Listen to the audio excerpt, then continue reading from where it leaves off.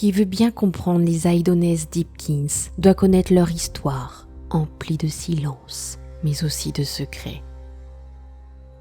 À l'origine, bien avant l'ère des mythes, avant même la naissance des 8 royaumes, les dieux du chaos se battaient pour dominer le monde qui fut. Un des dieux du chaos, Slaanesh, prince des excès et des obsessions, avait trouvé dans le peuple des elfes un moyen de satisfaire sa soif insatiable d'âmes mortelles. La longévité et l'essence exacerbée des elfes faisaient d'eux un mets d'exception pour le démon. Le massacre des elfes, lorsque l'histoire de ce monde avançait inexorablement vers sa fin tragique, fut sans pareil. Aucune terre ne fut épargnée, et Slaanesh put se délecter d'un véritable festin d'âmes elfiques. Mais, au-delà de sa vue, dans les profondeurs insondables, résidait Maslan. Ce dernier, en tant que roi de la tempête et de la mer, recevait l'adoration des elfes dont il protégeait le domaine.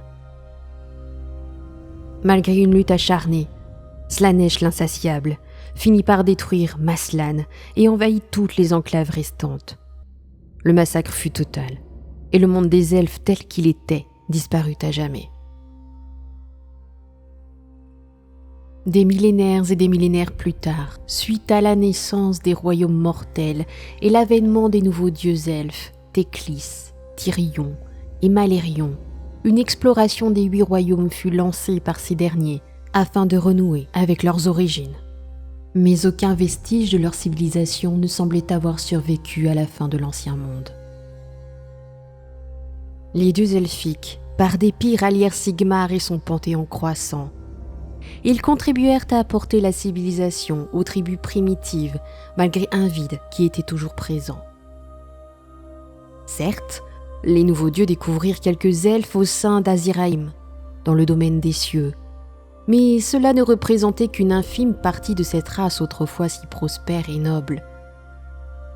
Ils ne désespérèrent pas et finirent par apprendre l'ultime forfait de Slaanesh lors de la fin des temps. Ils décidèrent donc de se lancer sur la piste de l'insatiable.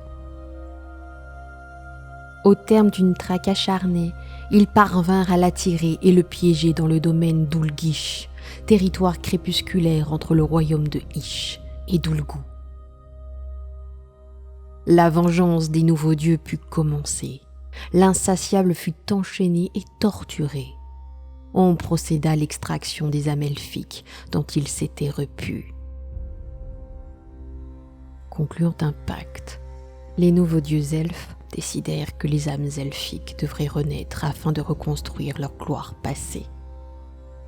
L'archimage Teclis reçut donc les essences d'esprit et eut pour projet de remodeler les elfes selon l'image idyllique qu'il se faisait de son passé. Cependant, cette vision utopique connut des aléas car certaines des âmes extraites étaient restées trop longtemps au sein de Slaanesh. En peu de temps, des parts donc grandissantes vinrent obscurcir le rêve de Teclis. Ce dernier tenta désespérément, à travers des sorts de purification, d'extirper les ténèbres. Cela eut pour effet de pousser certains elfes au mal acquis, sorte de folie furieuse amenant à une débauche sauvage. Plusieurs elfes, voyant l'impact de la lumière de vérité de Teclis, décidèrent donc de prendre la fuite pour trouver refuge au sein des profondeurs qui les appelaient intérieurement. Écœuré par l'affront de ces viles créatures à qui il avait donné vie, Teclis entreprit de purger cette branche impure des elfes. Seul l'appel à la clémence de son frère Tyrion l'en dissuada. L'Exode décida de prendre le nom de l'isolement extrême ou les mesures désespérées. La lignée des Aidonesses Deepkins s'était née. Forts de leur apprentissage de la magie par Teclis, les Aidonesses s'acclimatèrent à l'isolement des profondeurs en faisant confiance aux vibrations et au changement de pression plutôt qu'à la vue ou au son. Ils perdirent leurs yeux au profit d'un mince voile de chair ininterrompu s'étendant sur chaque alvéole, leur conférant un aspect inquiétant et impassible. Malheureusement, la vie au cœur des profondeurs fut vite perturbée par un mal qui rongea toutes les enclaves Aidonesses. Les descendants des premiers elfes des profondeurs étaient des créatures torturées et décérébrées. Leurs aïeux, plus alertes, pensèrent pallier cela en drainant l'énergie vitale des créatures marines environnantes, mais l'énergie récoltée était maigre face aux besoins croissants.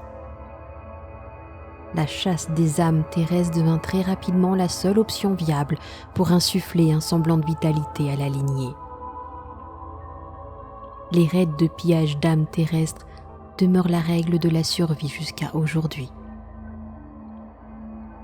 Chaque raid est mené par les maîtres de l'énergie éthérique des profondeurs, grands artisans des courants, guidés par leurs détecteurs d'âmes. Ces derniers lancent des vagues successives et nombreuses de phalanges qui déferlent sur le monde terrestre. Les combattants prenant part au combat sont nommés Namartis, qui se traduit comme les bénis et maudits. En effet, ces derniers reçoivent le souffle de vie ôté aux proies des Aidonesses, mais sont considérés par les castes nobles aux âmes intactes comme des êtres souillés par l'essence d'autres races primaires. Par conséquent, ils ne pourront pas prétendre au statut d'Akélien, l'élite des guerriers, et d'Isharan, les prêtres et utilisateurs de magie. Bien que torturés et retors, ces elfes ne sont pas des créatures intrinsèquement maléfiques et se voient comme de vaillants défenseurs de l'ordre livrant une guerre ancestrale contre les forces du chaos. Si leurs manœuvres militaires s'opèrent dans le silence le plus total, toute attaque des Aidonesses n'est pas imprévisible pour qui sait en reconnaître les signes avant-coureurs. En effet, tout bon marin ou habitant de la côte saura clairement que cette subtile senteur d'embrun, ces légers bruits de clapotis, se muant progressivement en fracas acharnés de vagues, et cette brume glaciale qui engloutit les terres sont de mauvais augure.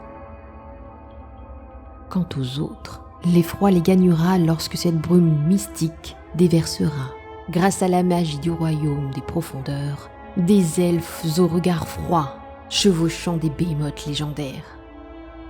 C'est alors toute une faune marine qui se met à virevolter dans les cieux comme si le ciel était devenu la mer et la mer le ciel. La terre se pare rapidement d'algues et de coraux qui tapissent habituellement le fond des océans, et les roches se retrouvent serties de coquillages. Cet entremêlement d'anguilles, de murènes et de squales, chevauchés par des lanceurs de harpons et des mages déchaînant les énergies aquatiques, reste un spectacle mortellement fascinant. Mais le plus spectaculaire reste clairement la fin des combats lorsque les Aidonesses se retirent des terres, telle la marée.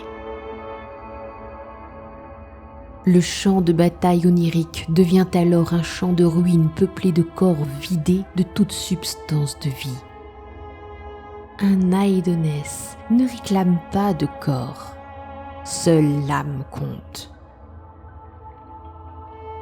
Être victime d'un Aidonesse est un destin peu enviable.